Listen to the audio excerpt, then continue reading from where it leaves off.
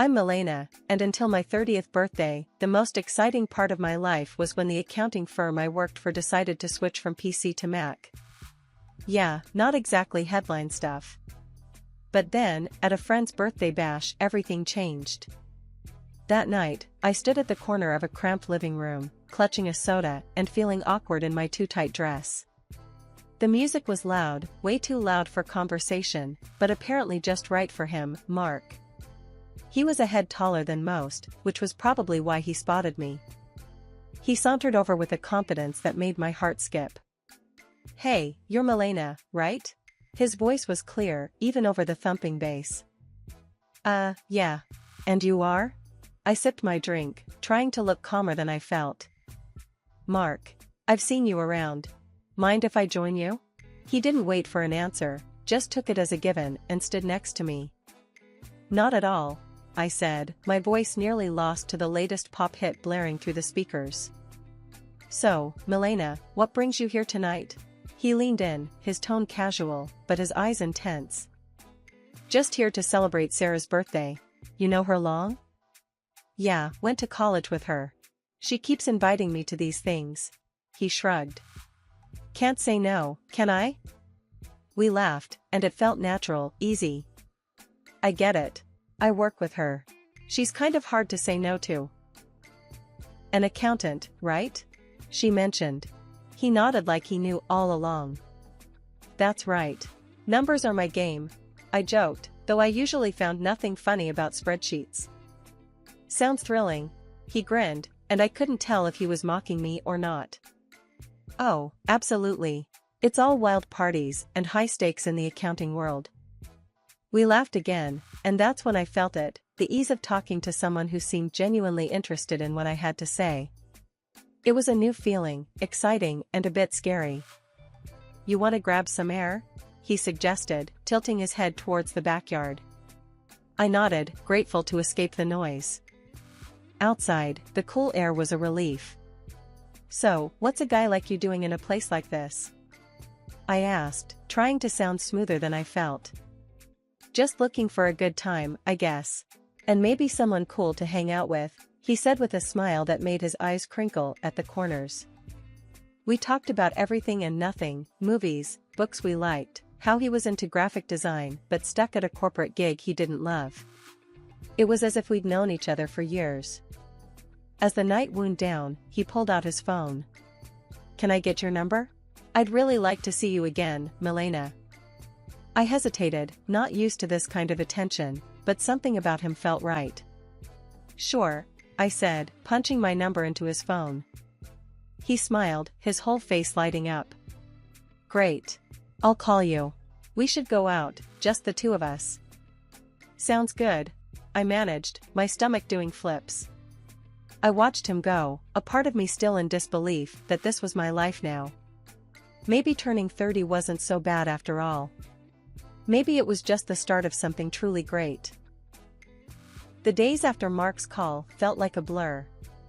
Before I knew it, I was getting ready for our first date. My nerves were all over the place. It wasn't like I had much experience in this department. I chose a simple blue dress, nothing fancy, but hoped it did the trick. Mark picked me up at 7 sharp.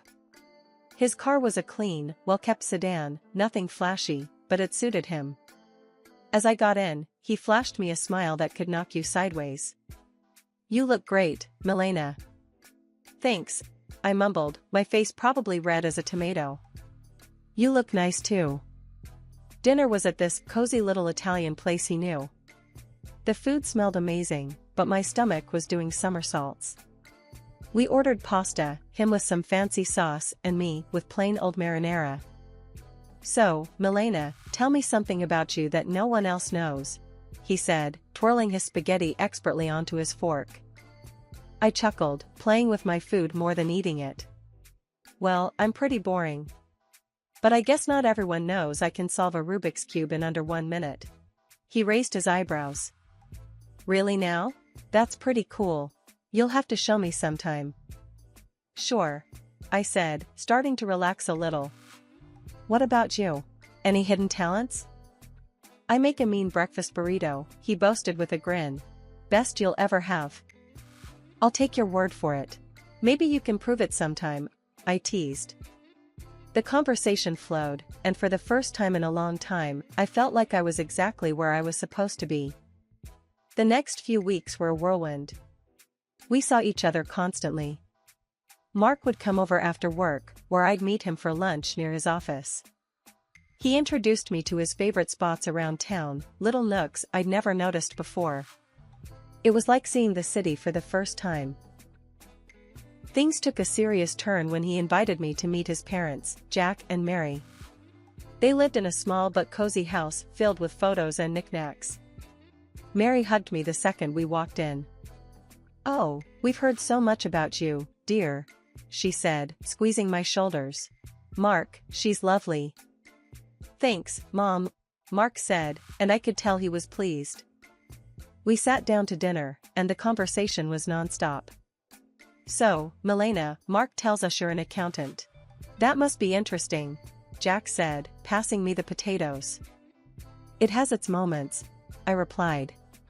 "Mostly just numbers, but I like the order of it." "And how's your family?" Mary asked, genuinely interested. "They're good, thanks. My dad's a businessman, always busy, but he's been really supportive of me." It was all happening fast, sure, but it felt right. It was as if everything in my life had been leading up to this, meeting Mark, feeling like someone finally saw me for who I was, not just some plain Jane accountant. One evening, a few months into our whirlwind romance, we were walking along the riverbank. The city lights reflected off the water, and it was pretty, in a postcard kind of way. "Milena, I've been thinking," he started, stopping and facing me. "Yeah?" I asked, my heart starting to race. "I don't want to wait any longer. I know this is fast, but, will you marry me?" Just like that, my world changed. No hesitation, no doubt, just a simple yes, Mark. I'll marry you. The whirlwind didn't stop there. Soon after, I introduced Mark to my father. He took to Mark immediately, appreciating his straightforward manner and obvious affection for me. "He's a good man, Milena," Dad said, giving his approval, which meant the world to me. So, we got married. It was a modest wedding, nothing too extravagant, but it was perfect for us.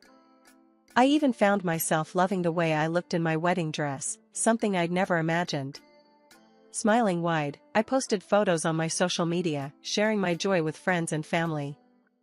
After the wedding, life didn't slow down, it picked up pace. Mark and I barely had time to savor our newlywed bliss, before he suggested something big. "Hey, Milena, I've been thinking," he said one evening as we unpacked another box of wedding gifts in our cramped apartment. "How about we move in with my folks?" I paused, a coffee mug in hand. "Live with your parents?" He nodded, looking serious. "Yeah, they're not getting any younger, and I'd feel better if we were around to help out. Plus, it would save us some money on rent." It made sense, I guess, but moving in with the in-laws? That was sitcom territory. "Are you sure they'd want us there all the time?" "Absolutely," he assured me. "Mom's been hinting about it ever since we got engaged. Come on, it'll be good." So, 2 weeks later, there we were, pulling up to his parents' house with our lives packed into a bunch of boxes. Mark's mom, Mary, was waving from the porch before we even got out of the car. "Oh, Milena, we're so thrilled to have you both here," she exclaimed, pulling me into a hug that was a bit too tight. Jack, Mark's dad, clapped him on the back. "Welcome home, son. And you too, Milena." The house was cozy, stuffed with furniture that looked like it belonged in a museum of the 1970s. I tried to keep a smile on my face, but I was already missing our little apartment. Mark sensed my hesitation. "It's gonna be great, you'll see," he whispered as we carried boxes inside. The first few days were an adjustment. Mary was constantly hovering, always popping into our room to ask if we needed anything. "Just making sure you're comfortable," she'd chirp, while I tried not to cringe at the invasion of privacy. One evening, we all sat down for dinner, Mark, me, Jack, and Mary. The conversation was painfully mundane until Mark dropped another bomb. "So, the house needs some major repairs," he announced casually between bites of meatloaf. I choked on my mashed potatoes. "Repairs?" "Yeah, the roof's a mess, and the plumbing's from the dark ages," he said. Jack nodded solemnly. "We were thinking," Mark continued, avoiding my gaze, "that maybe we could all chip in for the costs?"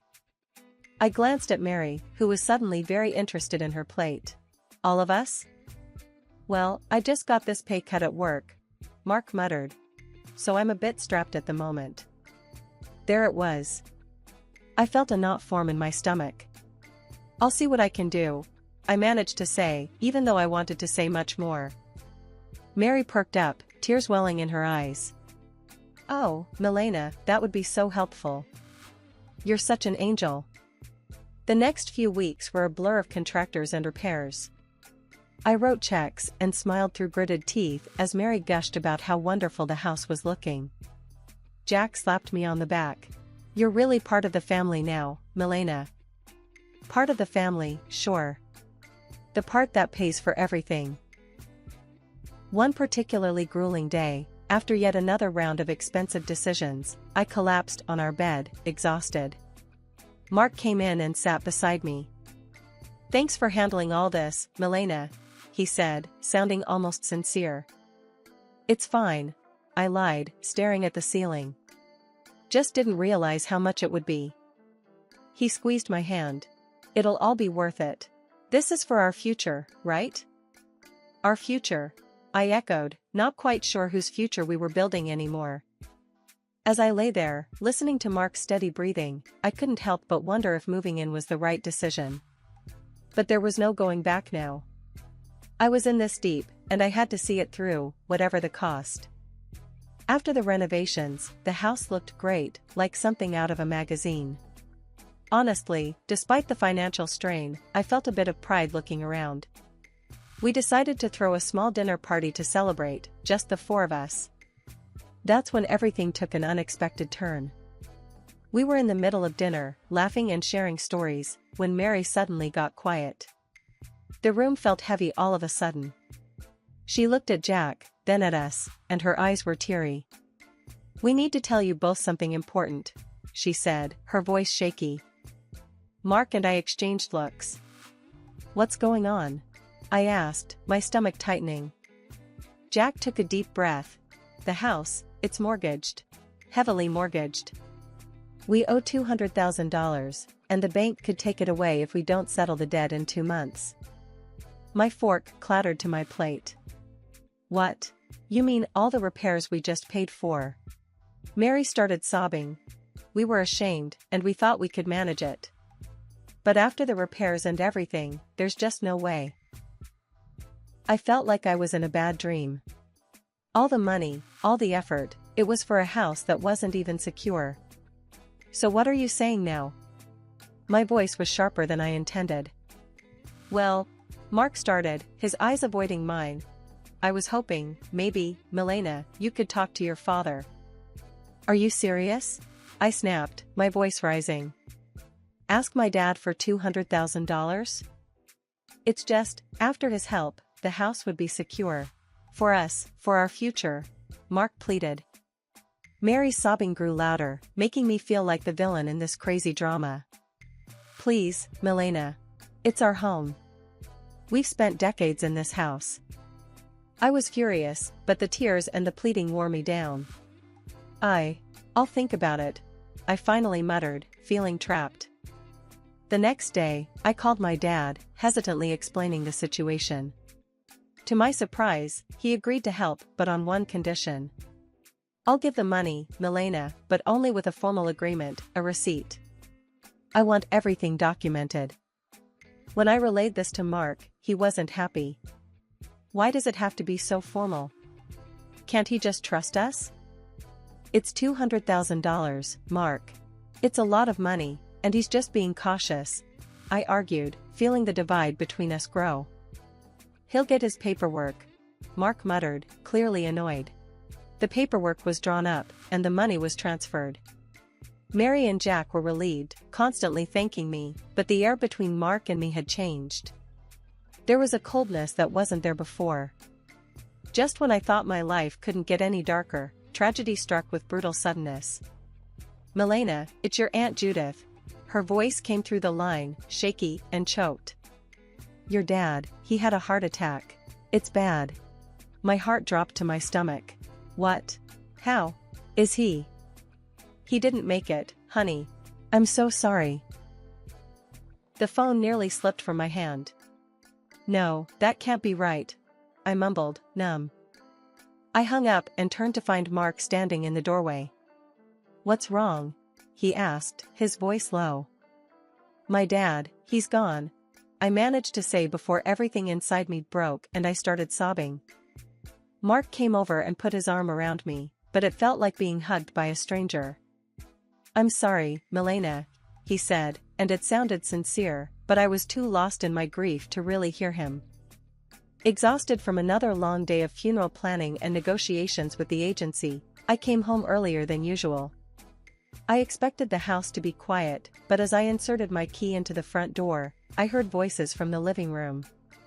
It was Mark, his tone dripping with frustration and disgust, talking to his parents. "I can't do this anymore. Living with her is driving me nuts.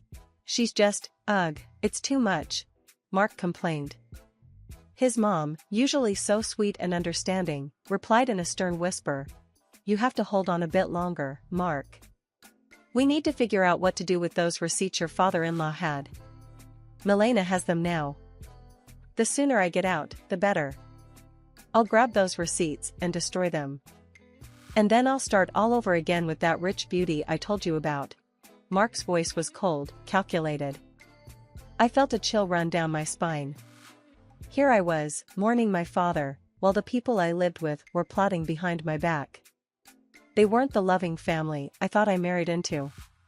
Instead, they saw me as nothing more than a means to an end, a way to secure their financial troubles. Rage mixed with shock, but I knew I had to keep my cool. So, I slammed the door loudly, as if I had just come in, disrupting their scheming. "Oh, Milena. You're back early. How did everything go with the funeral plans?" Mary's voice shifted instantly to one of concern, her eyes wide with feigned innocence. I forced a smile, my stomach turning. "It's all coming together. Thanks for asking." As I spoke, I could see the quick glances they shot each other, their faces a mask of fake concern. It made my skin crawl knowing their true colors, but I realized that showing my cards now wouldn't help. I needed to be smart.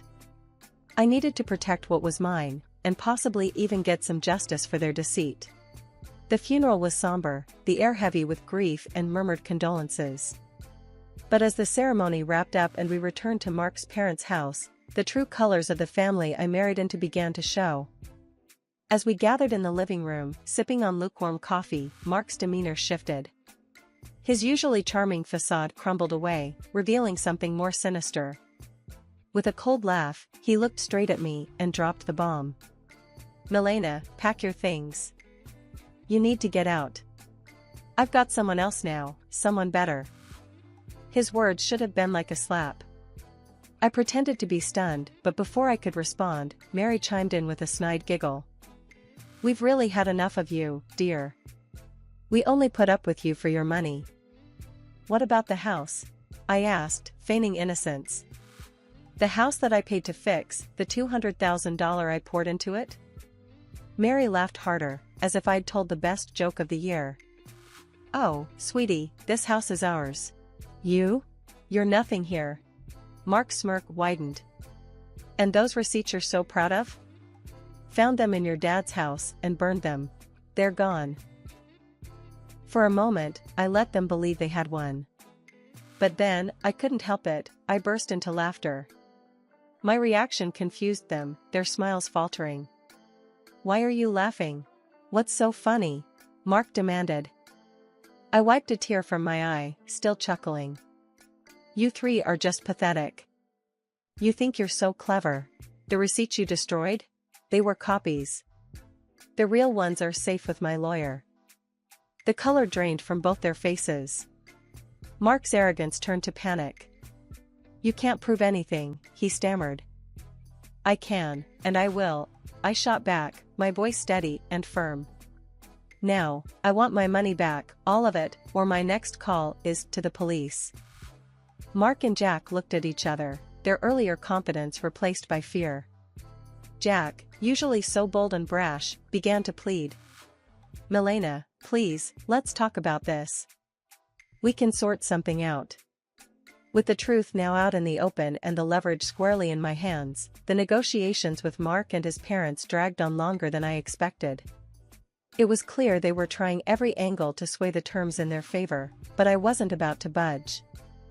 "Look, it's simple," I stated firmly during one of our numerous discussions at their, now legally mine, kitchen table. "The house gets transferred to my name in exchange for the IOUs. That's the deal. No more games." Finally, they relented. We all agreed that the best course of action was to make everything official and legal. I insisted that everything be documented by a lawyer and confirmed with the proper papers. "I want no corners cut," I emphasized.